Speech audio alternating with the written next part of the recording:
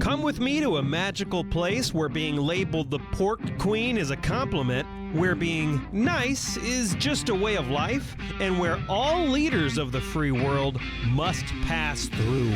Welcome to Iowa. Whether you're a current Iowan, an Iowa expat, or an Iowan at heart, this show is for you.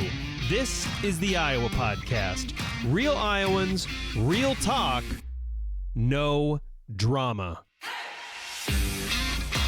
From the Jethro's Barbecue Studio, I'm Justin Brady, and is it a coincidence? Yeah, I was gone for a few weeks. Is it a coincidence that we were in the Vatican a few weeks ago, flew back to Chicago, and now a Chicago native is Pope?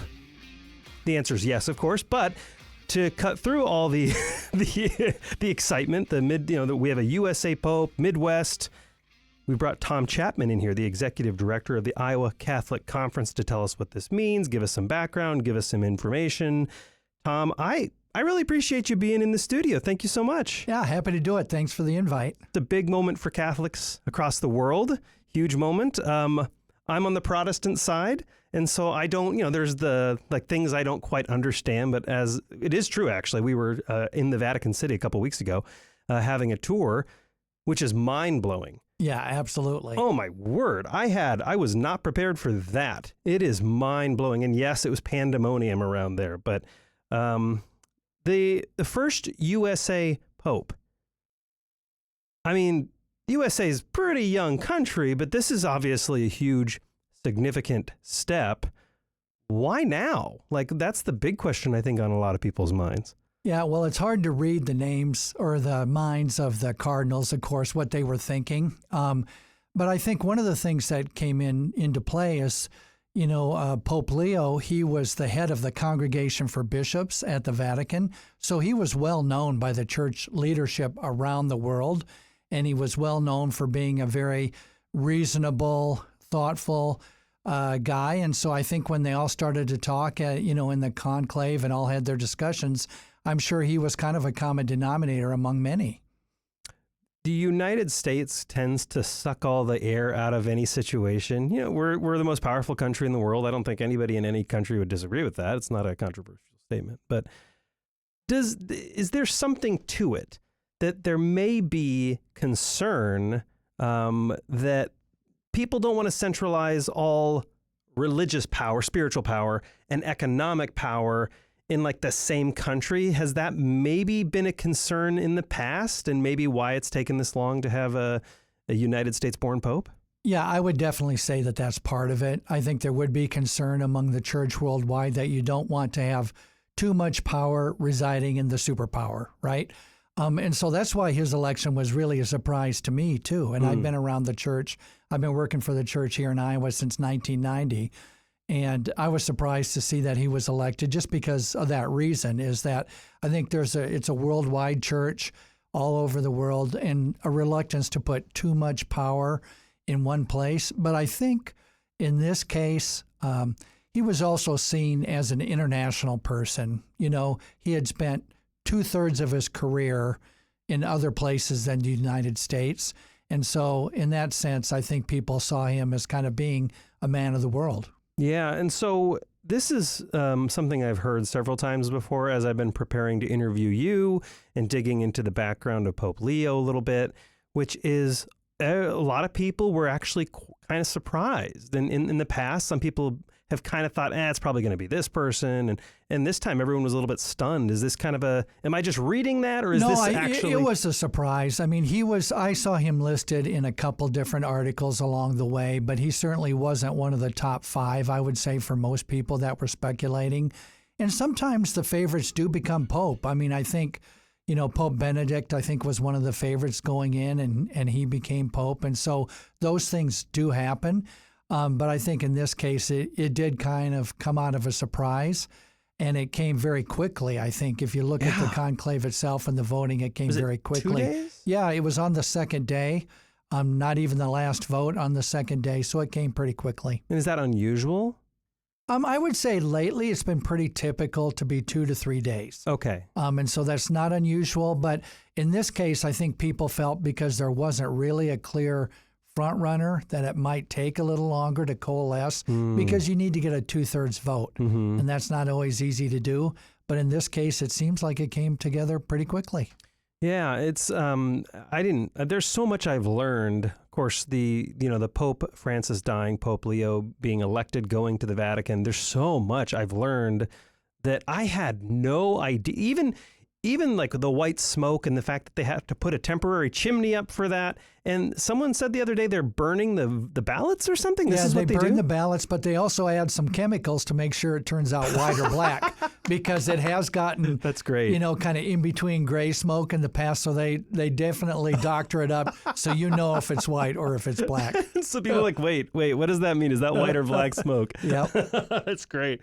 What is the obviously, Pope Leo is Chicago, born and raised, spent a lot of time in Peru, of course, Italy. What is it? Does it mean anything for the Catholic Church or like at least the Iowa and Chicago, like the Midwest Catholic Church? I mean, there's not a Midwest Catholic Church, but there are certainly Iowa and I don't know the right terms, but there are. Does it mean anything significant for the Midwest that we have a Midwest born and raised Pope? Well, sorry for butchering that question. As someone who's been Catholics. in the Midwest my whole life, I mean, I find it meaningful. I mean, I think it's kind of fun and cool that there is a priest who was from Chicago who became the Pope. And so I think I would guess there's a lot of Midwest people who are happy to see that. There are stereotypes as you know, about Midwestern people, which are often based in some truths, and so I don't think that's a bad thing for a Pope to have, that kind of attitude. Let's list them all. No, I'm just kidding. Let's list all the stereotypes. How do you think this will shape the global Catholic Church? Because like you've said, and I think this is true, different regions have different cultures, have different values, they behave differently. Like when my wife and I go to Nashville, I often tell people like Nashville's kind of like Iowa, just a little classier, like a little bit more polished. Like in Iowa, we'll go out with gym shorts and a T-shirt and Crocs to Target or whatever. Yep. Nashville people will never do that. They're going to put on the trendy jeans. They're going to put on the cool shirt. They're going to do their hair up. It's just, but the people are kind of the same. Maybe someone will disagree with me, but values, both good and bad, I suppose, do tend to change a person sometimes based on region. So does the fact that the Pope has Midwest values, whatever that means, does that shape the global Catholic Church at all?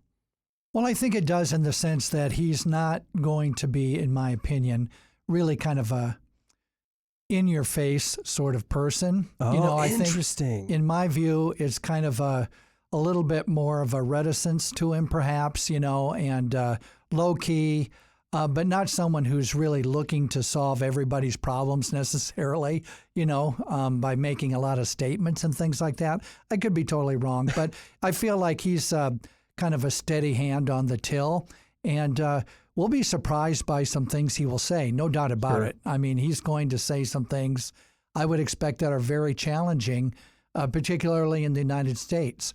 I mean, he took the name of Leo and referred back to Leo XIII, who really had the foundational document for our modern Catholic social teaching.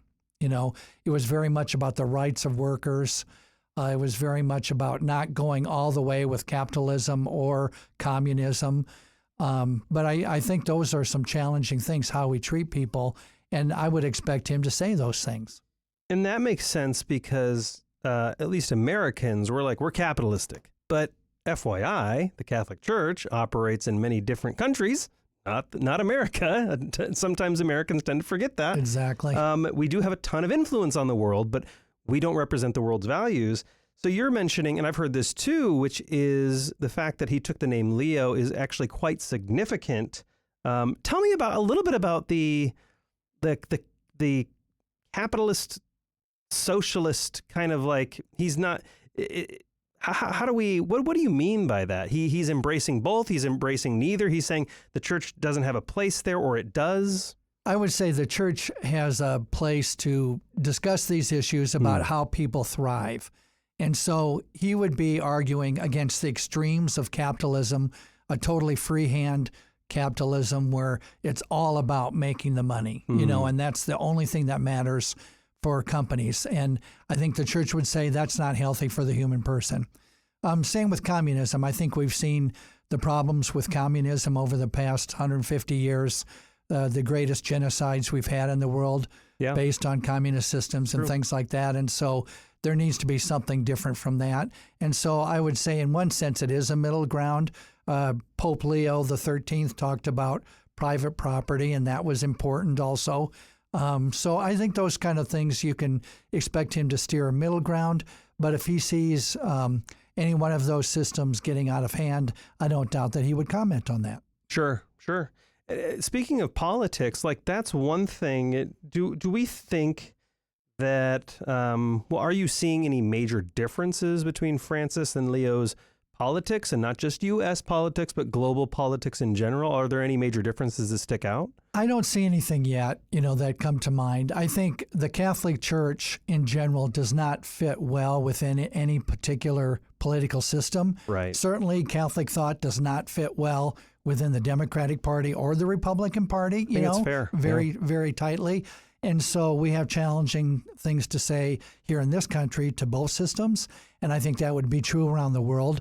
Really what I expect him to talk about is the dignity of the human person. Everyone is created in the image and likeness of God, and so we have a responsibility to band together as a community and make sure that people are taken care of, and I think that's a priority.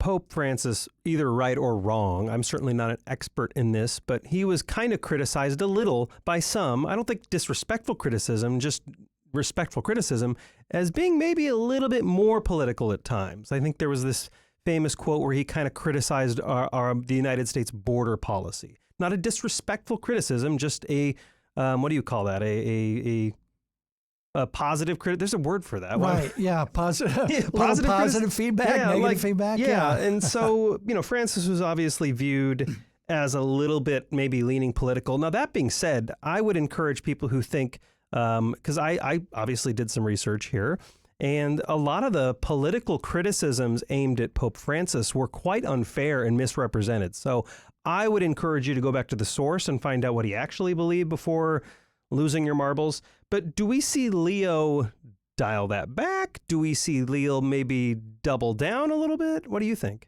Yeah, my expectation is that there maybe just won't be as many interviews that Pope Francis did. And that's not a criticism either. It's just he was not afraid to engage the media, and he did a lot of interviews. Interesting. And people would look at that and they liked it, and of course the media loved it. And I think that maybe is a little out of the current, how do I say this? It's more than Pope had been doing before. And we'll just see with Pope Leo if he decides to go that way. My guess is he kind of scales that back a little bit.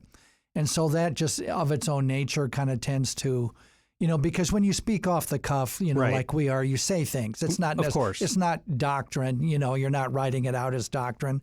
And so he may be a little more cautious in that area, but we'll see. Yeah. Interviews are hard. And, I know that, that right now. Yeah. But when you're put on the spot, there's a lot of brain energy that goes into, if I was with some friends, I'd just say it. And then if it didn't sound right, I'd say, hold on, let me clarify that. But when you're on the record, it makes it really, really hard. And when it's really, really hard, you tend to overthink and you tend to say things that are wrong. It's difficult. Especially right now, there is a lot. If you read the news, there is a lot of political pressure leaning directly on Pope Leo. I'm seeing articles saying he said this in the past. That means he's a Republican and thinks this way. Then I've seen other people say, well, he's also said this in the past. That means he's clearly a Democrat. Now, keep in mind, these are Americans. Right, of course. He's clearly thinks this way. Do we see him, is there an effective strategy that he uses to try to fend that off and say that's a distraction? I would say that he'll tend to couch what he says in Catholic social teaching, and then people will interpret it as they do. And that happens even with the work that, I do here in Iowa, advocating for the bishops of Iowa. People can interpret that as, well, why are you always so tight with the Republicans on this? Or why are you with the Democrats on this? Well, if you look at what we're actually doing, it's not that's not the right category. Right. We're kind of our own category, and people are free to disagree or agree as they might. but it's not easily put in a box of partisan politics. Yeah, and we see that happen to Jesus himself, right? Throughout Scripture, we see people projecting their own politics and worldviews on him and trying to force his hand to endorse a specific view. So this has been happening for thousands of years. Nothing new about that. Politics and engagement, nothing new about that. Yeah. Do we see, like, are there any, like, changes that people in the Midwest should expect, or even the Catholic Church in general? Are there any changes, and what would that look like in the next maybe 5-10 years? Well, it's interesting. Inside the church, you'll be surprised to hear that there's politics. Of course, of course, inside baseball type of things, and so people will be watching in the coming weeks and months his appointments to certain roles. Oh, because technically, he kind of reconfirmed all the people who are at headquarters, for the time being. And then over time, he will choose his people to put in those slots. And so people will be watching that carefully just to see kind of where that goes. I think there's a certain strand of people who are very interested in what, kind of the optics and the liturgy is like. Does he wear the traditional dress or does he not? How does he, engage with a more traditional or less traditional type of Catholic? And I don't think we have an answer to that, but I think people will be watching to see if there are any, nuances around the edges that he wants to engage with. So that's something I think will be of interest mainly to Catholics. The thing I always caution people is, the Catholic Church is what it is, and from the outside it can seem kind of political, but the 99% of Catholics agree on the basics, that Jesus was the Son of God and he came here and was crucified to save us and he rose again on the third day. We can be with him in the Eucharist on a regular basis. 99% of Catholics agree with all of that. Mm-hmm. It's where we get to some of the, I would say, the accidents and the incidentals, where people might have disagreements. You mentioned him wearing the traditional garb, maybe, and again, Yes. my Catholic friends, I'm sorry right. if I'm getting the Yep. terms wrong. That's good. And then some people wrote, like, well, he's decided to wear the black shoes, not the white shoes. And so, can you imagine people reading into your every how wardrobe? horrible would that be? Oh my God. Yes. How horrible would that be? It looks like his socks. We got a picture of his socks, and they're a little shorter than Pope Francis. What does that mean? Yeah. So Pope Francis did a few departures. I think there was something like he wouldn't live, and I don't know if he refused, but he wouldn't live in the official residence. Yeah, he he lived in decided- an apartment or something. Yeah, and- he decided not to live in the Yeah. Apostolic Palace. He decided to live in Apostolic the Palace, in yeah. the apartments. The same place where the cardinals lived during the conclave. It's kind of like a guest area Yeah. hotel. He decided to set up shop, and that's where he lived. And so people are wondering, well, is the new pope going to move back into the Apostolic Palace or whatever? So once again, I don't take anything from that pro or con. It's just that's where he decided to live. Yeah. So those things people do pay attention to, though. Yeah. The microwave was better, by the way. That's what we were told on the ground. The microwave over there in the apartments was a lot Yes. better. And the palace or whatever, that thing wasn't. The coffee's too far away. The coffee wasn't even great. The apartment had the good Chemex coffee Yes. over there, organically grown. The question is, where are the Peruvian coffee beans? Yeah, I'm right? sure he knows. Because I guarantee. Leo's Peru, he Yeah. was a missionary in Peru, so he's probably going to want to know. He's probably a coffee snob, I would guess.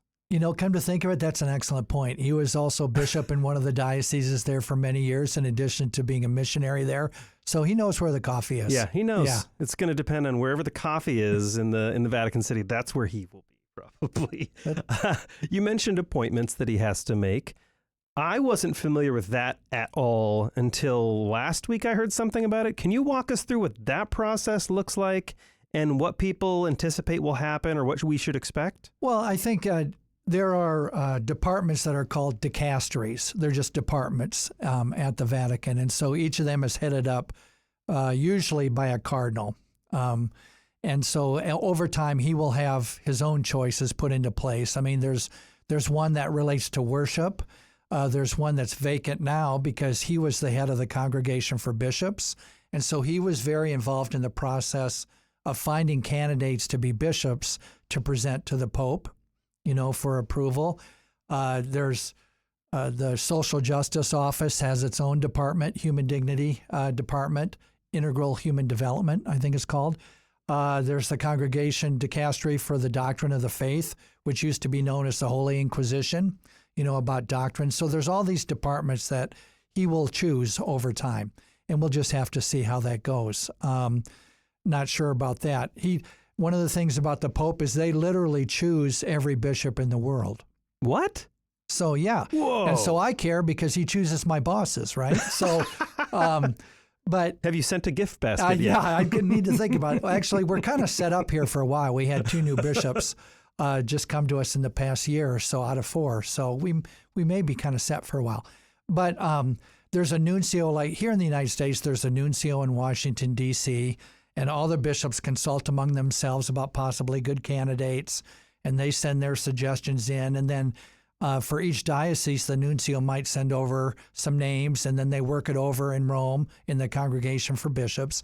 And then I think typically the Pope gets a selection of 3 names to choose from. And so in that way, the Pope selects every bishop in the world. And so that is a responsibility. No kidding. But also you can tell immediately as we have dioceses open all around the world, who kind of are the types of the bishops that he's choosing. Right. So are there trends and things like that? You'll start to see patterns. Yeah, exactly.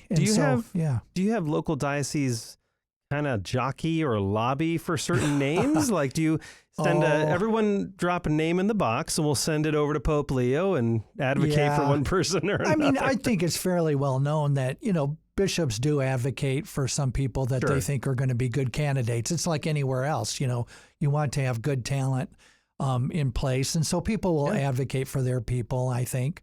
And so, that's the internal politics. That's the human being part of it, human nature part of it. I think you'll see that. How many appointments in total are we looking at? Oh, gosh. I mean, how many bishops? Maybe 4,000 in the world? That could be way wrong. But that's the number that popped in my head. So it's not in the 10s or 20s. It's thousands. No. Like in Iowa, we have 4 bishops. Oh, I mean like in the next couple weeks, how many is he supposed to make? No. I don't know how many soon. But there are openings all over the world that weren't filled. Oh, got it. So he's they'll work through those. Oh, my word. And there are openings always coming because once a bishop turns 75, he's supposed to send in his letter of resignation, and the Pope can accept it or not. But so there are always openings, coming up. What a job. Can you imagine? Oh yeah, that's what the Congregation for Bishops is for. Not only do you have to, think about what you're wearing these days, but you have to appoint every bishop in the world. That's crazy. All right, here's the big question Iowans want to know. Yeah. Been 1979, Tom, until the Pope has been in Iowa. He came to Living History Farms. 350,000 people came. 2015, Pope Francis made an East Coast visit. He didn't make his way to the Midwest. So do we see Pope Leo coming to Iowa anytime soon? Well, it's not totally out of the question. It's not totally out of the question. I would say this, though. If you look at Pope Francis, for example, he never went back to Argentina as Pope. And there were some political reasons and other reasons, which we don't really know, actually, why he didn't. But he never returned to his home country. So it's possible he will never come back to the United States. I think it's likely he will visit. And it seems to me like if he comes to the United States, he probably would have a Chicago stop. Where he would go other than that, it's hard to say. In 1979, it was definitely a couple things came together. There was a farmer, of course, that wrote the letter inviting him that was sent to the Vatican. And that was kind of the stop. We want to have kind of a rural stop, farmer stop. And so that's why they came to Des Moines for that papal visit. And what would be the draw today? I don't know, but it's not out of the question. Yeah, absolutely. So I guess that means everybody write your letters to Pope Leo and get him over here. Start writing those letters. Yeah. What do you have you seen an increase? I mean, I'm a PR guy by trade, and so whenever things are in the news, there's an increase in interest. Have you seen an increase in interest? More people attending Mass? Do you hope that this will maybe bring a little momentum, at least to the Midwest Catholic churches? And how do you plan on capturing that if it is happening? Well, I think there's always a bump, in interest, certainly when there's a new pope. I think what I am sensing, and I'm interested in hearing from other people about this. In fact, I've been asking around a little. I've been So pay attention, listeners, because we'll make sure they can give you some feedback. Yeah, give me the feedback. And this is not just in the Catholic Church, but I'm talking about the United States. I'm sensing a little bit of a turn in interest towards the church, the Christian church. I asked around a little bit. I mean, my own parish, and maybe just that was my own parish. I mean, there were people hanging off the rafters at Easter. Wow. And this has been coming for a few months, maybe to a year. And I just think there's maybe a little more interest in the Christian church lately, and not about the Pope. But I don't know what that's about. But I think it could be that people know how many challenges our world has. There's a lot of, even the Pope talked about the challenges coming with AI, and something that is really something that people of faith ought to be paying attention to, and what's the importance, and how can it be used for good and not bad. So I think there's a sense that there's a lot going on in society, and maybe people are turning a little bit, back to the church. I mean, we had Pastor Rob Pearson in here from Living Waters, I believe. And this was last month, maybe 6 weeks ago, talking about there was this declining trend in the Christian church, both Catholic and Protestant alike. And in the last 6 months, or this year, I think, 2025, we've started to see it plateau and maybe uptick a little bit. And so that was before Pope Francis passed away. And so the timing is interesting. Like, maybe this provides a little bit of momentum for people to come back to the church and try to find some of the answers they've been seeking, right? I think that's a possibility. And it wouldn't surprise me a bit, actually, because when there are challenges in society, people, I would say, often will turn to faith and turn to the churches, and so it's something I'm watching. Yeah. I did see, I'm glad you brought this up. I didn't know we'd have time. We have maybe a few minutes to squeeze this in here. I did see that Pope Leo had addressed AI, and you just brought it up, but I didn't have time to dig into it. What are his main concerns, and what did he talk about in that? Well, he was kind of referring back to Leo XIII, and industrialization was a very big challenge for society, moving from agrarian to industrialization. And I think he was speculating that we might be moving into something very different with AI, right? And so we better pay attention to what that is and how this can be used to serve humanity rather than us be a slave to it. And that's the kind of discussion I think he wants to have. So that's interesting, because very much an encouraging sentiment, very much an encouragement for the Catholic Church to say, this isn't one of those things you just say, oh, that's of the world, and we're just not going to pay attention to it. This is something we absolutely should pay attention to, get involved with, so that we can shape its outcome. Yeah, I think there are some very good things that it could bring. I mean, if you think about medicine or things like that, a lot of good things, but also if people start to turn over their lives, and friendships into AI, we're about people to people. Right. People to machine is a different thing. And so I think those are the types of things we ought to be looking at. Yeah, I think that's good, because I know the church has been guilty of this many times in the past, which is holding some things at arm's length and saying, we're just not going to comment on it, not our area. And then it becomes too late when certain ideas perpetuate or grow, and then the church has to play catch up. And so the fact that the church and Pope Leo are kind of getting ahead of this sounds like a good thing to me. Any other last thoughts before we wrap? Just any last insights on Pope Leo and what the church looks like the next decade? Well, boy, that's a big question. I don't know yet, but I'm happy. I'm happy for us as a church that we have a new pope, and I'm happy that he's a Midwest guy, White Sox fan apparently. That's so right.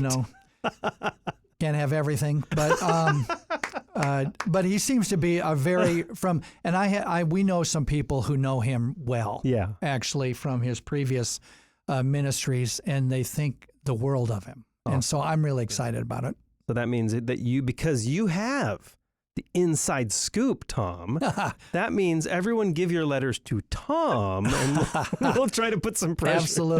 Absolutely not, I should say. Thank you so much, Tom, for spending some time with us and helping us understand this a little bit. I have a degree in listeners know this, I have a degree in Bible, but the Catholic Church, man, I don't know as much there, and it's a little bit more distant to me, so I appreciate you coming in here and giving me some education. Tom Chapman, the executive director of the Iowa Catholic Conference. If you do want people to give feedback to you, what's the easiest way to do that? Website? Yeah, I generally tell people don't give out your contact information on here. Just go to our website, and we've got contact information there. I'm always happy to hear from people by email, things like that, and just let us know what you're thinking. And what's the website? Yeah, website is iowacatholicconference.org. You have to spell it all out. Yeah, iowacatholicconference.org. Tom Chapman, of course, executive director of the Iowa Catholic Conference. Thank you so much for coming on the Iowa podcast. I really appreciate it. Yeah, thanks for the opportunity. Absolutely. Before I let you go, everybody, as a reminder, scroll to the bottom of iowapodcast.com. If you buy a $100 Jethro's gift card, you get a $30 Jethro's gift card for free. There's no strings. That's it.